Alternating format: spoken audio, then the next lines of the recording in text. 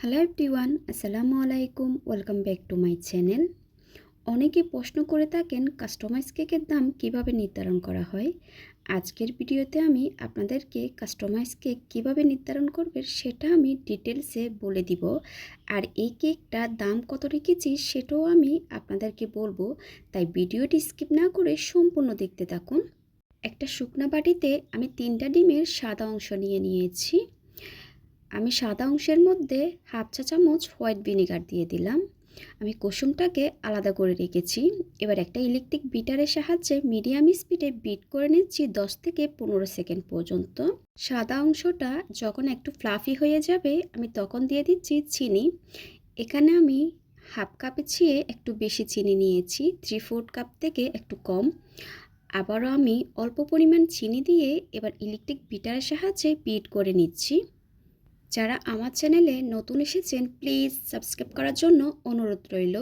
সাথে থাকা বেল আইকনটি ক্লিক করবেন, এতে করে আমি কোনো রেসিপি আপলোড করলে সাথে সাথে নোটিফিকেশন পেয়ে সবার আগে রেসিপিটি দেখতে পারেন।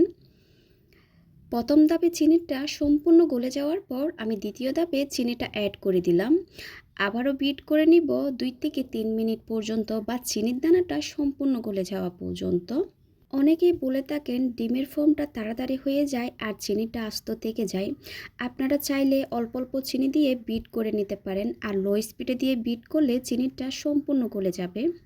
আমার ডিমের ফোমটা কিন্তু হয়ে এসেছে, আপনারা দেখতেই পারছেন। আর আপনাদেরকে যেভাবে স্টেপ বাই স্টেপ ফলো করতে বলছি ওইভাবে করলে আপনাদের কেকটাও একদম পারফেক্ট হবে।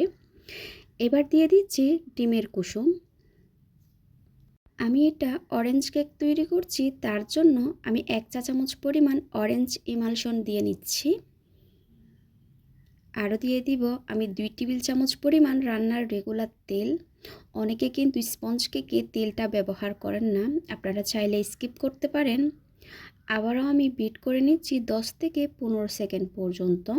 আমি কিন্তু এটা ওভারবিট করব না, ওভারবিট করলে কিন্তু ডিমের ফোমটা নষ্ট হয়ে যাবে, তখন কেকের বেস কিন্তু একদমই ভালো হবে না। বিট করা হয়ে গেছে, এবার বিটারটা আমি সরিয়ে নিচ্ছি। এবার আমি শুকনো উপকরণগুলো দিয়ে নিব, তার জন্য একটা চালনি নিয়ে নিয়েছি।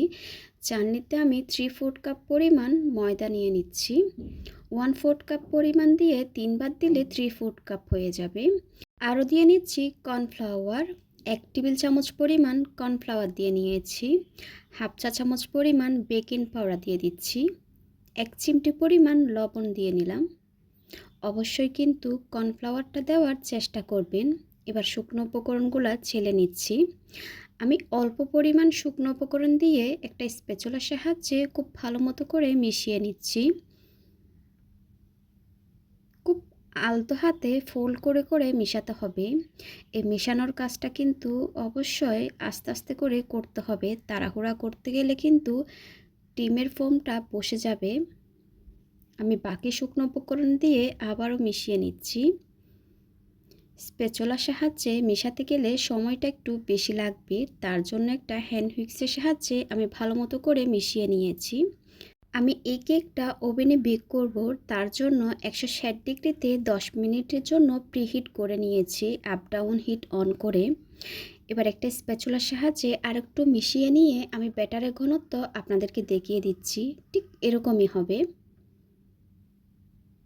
এবার যে মোল্ডে আমি ব্যাটারটা ঢেলে নিব ওই মোল্ডে আমি একটা লিকালিকির কাগজ বিছিয়ে দিয়েছি। আমি মোল্ডে কোনো তেল বা বাটার ব্রাশ করি নাই। এবার মাঝখান দিয়ে সম্পূর্ণ ব্যাটারটা আমি ঢেলে নিচ্ছি।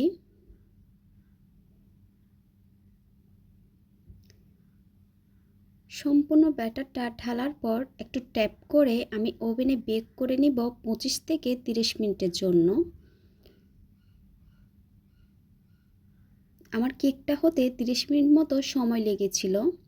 আমি ওভেন থেকে বের করে নিয়েছি আর ঠান্ডা হয়ে যাওয়ার পর মোল্ড থেকে ছাড়িয়ে নিয়েছি। অবশ্যই কিন্তু কেকটা ঠান্ডা হয়ে যাওয়ার পর মোল্ড থেকে ছাড়াতে যাবেন। অফ ক্যামেরায় কেকটা আমি 3টা লেয়ারে স্লাইস করে নিয়েছি, আপনারা চাইলে 2টা লেয়ারও স্লাইস করতে পারেন। এবার বোর্ডে আমি সামান্য ক্রিম দিয়ে একটা কেকের লেয়ার বসিয়ে দিচ্ছি।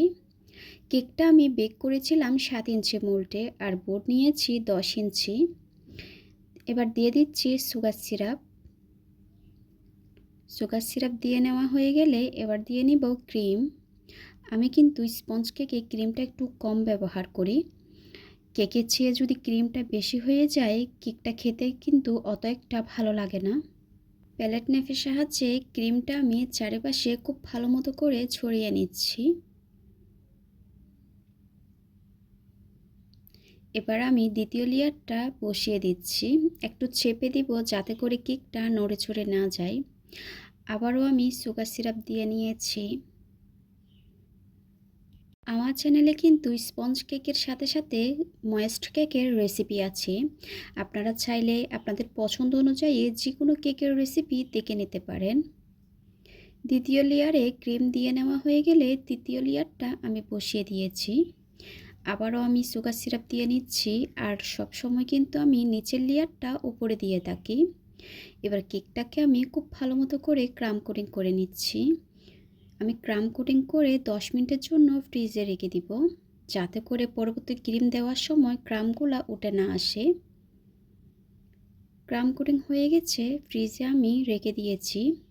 10 মিনিট পর ফ্রিজ থেকে বের করে আবারও আমি মোটা করে ক্রিম দিয়ে নিচ্ছি প্যালেট নাইফের সাহায্যে। সাইডে খুব ভালো মতো করে ক্রিম দিয়ে নেওয়া হয়ে গেলে উপরেও আমি ক্রিম দিয়ে নিচ্ছি। আপনারা চাইলে এভাবে করে ক্রিমটা দিতে পারেন, আবার পাইপিং ব্যাগে ঢুকিয়েও ক্রিমটা দিতে পারেন। এবার কেকটাকে আমি যতটা সম্ভব স্মুথ একটা ফিনিশিং দিয়ে নিব, আর অতিরিক্ত ক্রিমটা আমি প্যালেট নাইফের সাহায্যে নিয়ে নিচ্ছি। এবার একটা স্ক্রাপারের সাহায্যে সাইডে আমি স্মুথ ফিনিশিংটা দিয়ে নিচ্ছি। সাইডে স্মুথ ফিনিশিংটা চলে আসলে প্যালেট নাইফের সাহায্যে উপরেও আমি স্মুথ করে নিচ্ছি। যতটা সম্ভব স্মুথ একটা ফিনিশিং দিয়ে নিয়েছি। এবার আমি কেকটাকে ডেকোরেশন করে নিব। তার জন্য এখানে আমি কিছুটা চকলেট গলিয়ে নিয়েছিলাম। এবার আমি এরকম করে একটা ডিজাইন দিয়ে নিচ্ছি। আসলে এটা বলে বোঝানো যাবে না কাজটা কিভাবে করা হচ্ছে, আপনাদেরকে দেখে বুঝে নিতে হবে কিভাবে করা হচ্ছে।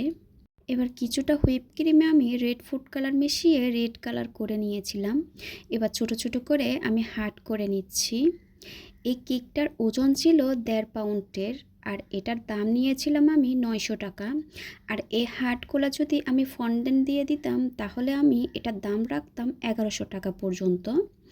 আশা করি আপনারা একটা কাস্টমাইজ কেক কীভাবে দামটা নির্ধারণ করা হয় বুঝতে পেরেছেন। আর আপনাদের যদি কোনো প্রশ্ন থাকে কমেন্ট সেকশনে গিয়ে কমেন্ট করতে পারেন, আমি আপনাদের প্রশ্নের আনসার দিয়ে দিব। আশা করি আজকের রেসিপিটা আপনাদের ভালো লেগেছে। ভালো লাগলে প্লিজ আমার চ্যানেলটা সাবস্ক্রাইব করার জন্য অনুরোধ রইল। আজকের মতো বিদায় নিচ্ছি। সবাই খুব ভালো থাকবেন। আল্লাহ হাফেজ।